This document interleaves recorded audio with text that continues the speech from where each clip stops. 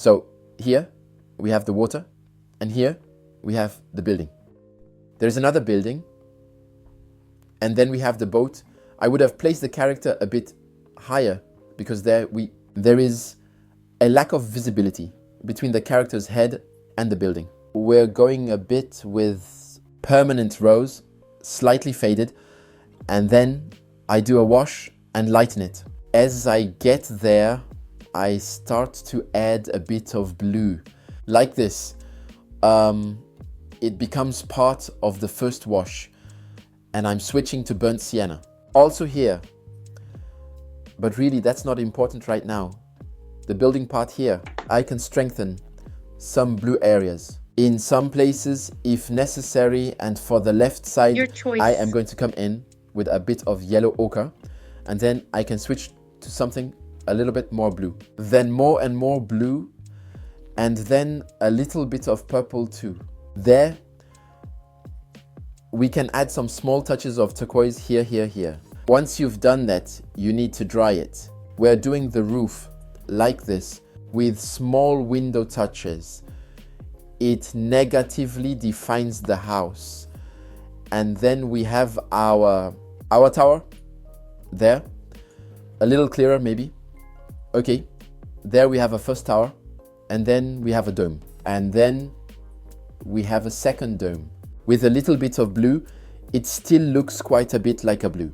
We put windows, we soften it a bit because otherwise the edges are a little too sharp. You can also soften it with your fingers like this.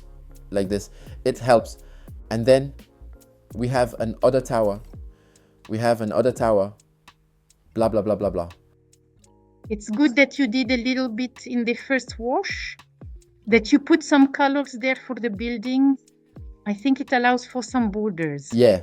And then we define the other house there, like this, with a bit of burnt sienna there, just like that. We can add small touches at the bottom, like that here, even here.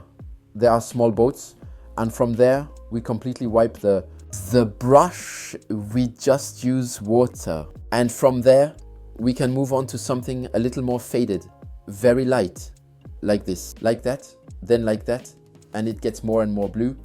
Maybe some effects on dry, if we can, and there you go. While that's still drying, we can add some small details inside that would correspond to reflections. On top of that, we add this boat. Do you want us to do it? Yes. Well, here you take your synthetic bristle brush, burnt umber, ultramarine blue. That's an awesome combo, that. And then from there, we'll work on the reflection. So the reflection is slightly lighter. There you see it's a little lighter. We have a dock, a kind of dock with small characters. Oh dear, I made a big head. I rinse my brush to create highlights that are a bit lighter, a bit more convincing. Here you go. It's not too detailed, but that's good because it also shows that we can do things so that it's not too detailed either. He's going to connect the elements between here, like this, like this. Actually, he goes back over it with a little bit of blue. We still have some hard edge here. So he makes strokes like that in blue there. He will connect the elements like that there. So why not? Which means it might be worth doing. It will bring a bit more balance to the watercolor. And in the meantime, we need to better redefine the boats. There's another one here. And in the back, there are some small boats as well. It's very beautiful. That's true.